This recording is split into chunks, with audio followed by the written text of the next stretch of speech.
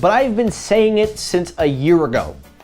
The Note 20 and the Note 20 Ultra were the last notes of its kind. I have been saying it for a while.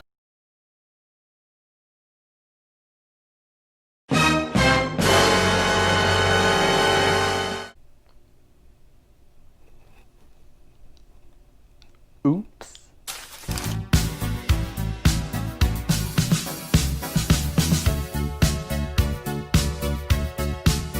YouTube, what's poppin'? Michael here. Welcome back to Technoid. I hope you all are doing well. Hope you all are staying safe. Yes. We saw yesterday's video, or maybe 2 days ago, but I'm man enough to come behind the camera and say I'm wrong. I was wrong for jumping the gun. I was wrong, but also I was kind of right.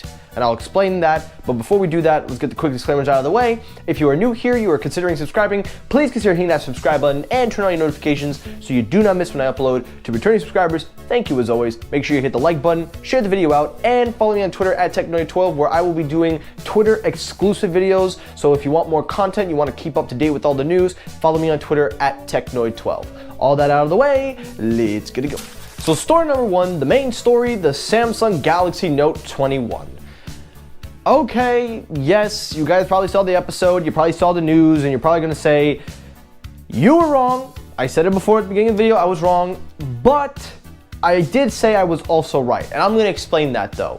But concerning the story with the Note, it seems that the Note lives to see another day, as Samsung has come out with an official statement. It looks like they were actually listening to me.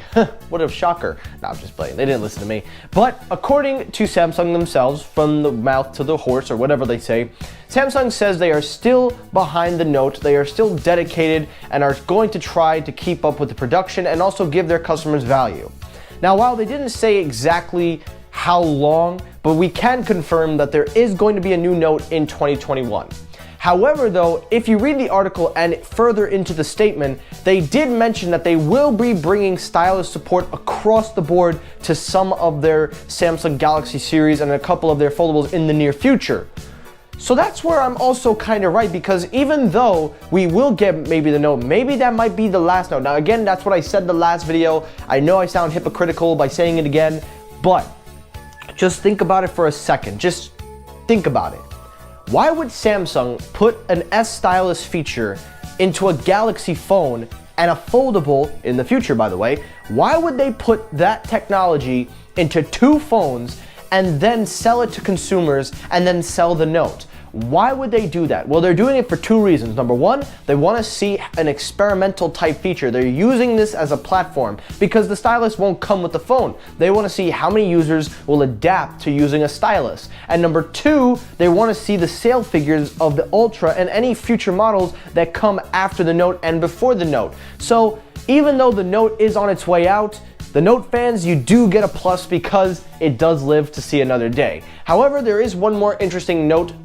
Get it? Interesting note. There is one extra side takeaway from this, and if you read the article a little bit further, you will see that Samsung did say they had no comment on whether or not the S slot for the stylus would be coming on the Ultra, which is something that we kind of know, but also Samsung kind of was a little hush-hush about the Note altogether.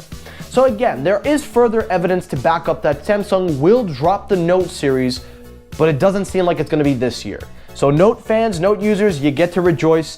You get a lot of pluses, and I get a lot of trash because I was wrong. So I will admit, I'm a man of my word. I was wrong about jumping the gun on that one, but I'm still right. They are replacing the Note series. We just don't know when. Story number two, keeping up with Samsung. RCS.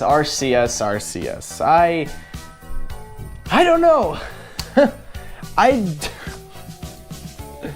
I do not know how many more stories I gotta post before people start to realize that RCS is never coming out. Well, people keep saying I'm wrong because today's episode was actually sent to me. The article for this episode was sent to me by one of the RCS fanboys saying that the Samsung Messages app is now expanding Google's RCS chat. Now, according to the article, after reading in detail, The universal profile is being supported across the board. It had taken into effect starting in April, but now users are starting to see the universal profile up on the taskboard, and it is now rolling out faster than before. Now, does this mean that Samsung is finally pushing the gun on RCS? The answer, no. Just because some users are getting it doesn't mean that we're gonna see Samsung doing this. If you look closely at the article too, it also aligns with the carriers. So this is what I've got to say on RCS, and then I'm moving right along. To me, Samsung is not taking the initiative to address the issue.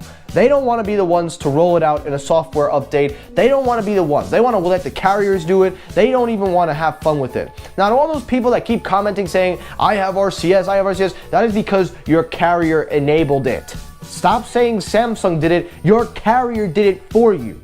So Samsung is not taking this issue. They're not taking the initiative to solve the issue. And as long as Samsung does that, it is my job not to take an initiative to give a damn whatsoever. And honestly, I don't care anymore because I'm on iMessages again, and that is well established. So RCS, just keep rolling out, and then maybe I'll believe you.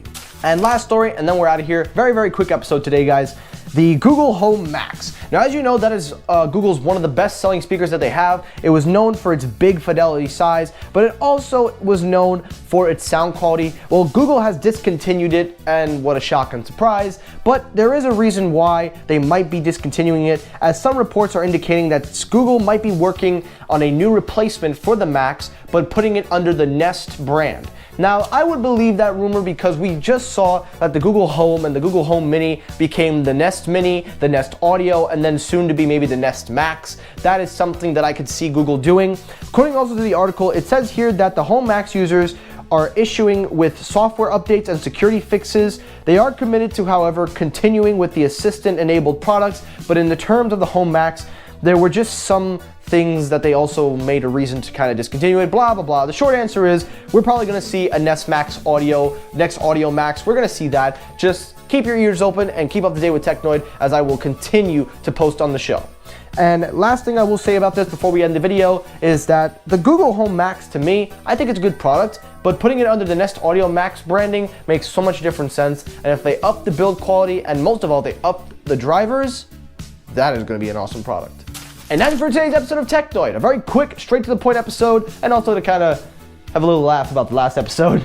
If you guys enjoyed the episode, make sure you hit the like button. If you dislike the video, hit the dislike button. That helps circulate my videos as well. As always, everyone, thank you so much for watching. Take care, everybody. I will see you all on the next one. I'll see you tonight for my live stream for those of you that are subscribed. Thank you for watching, and peace.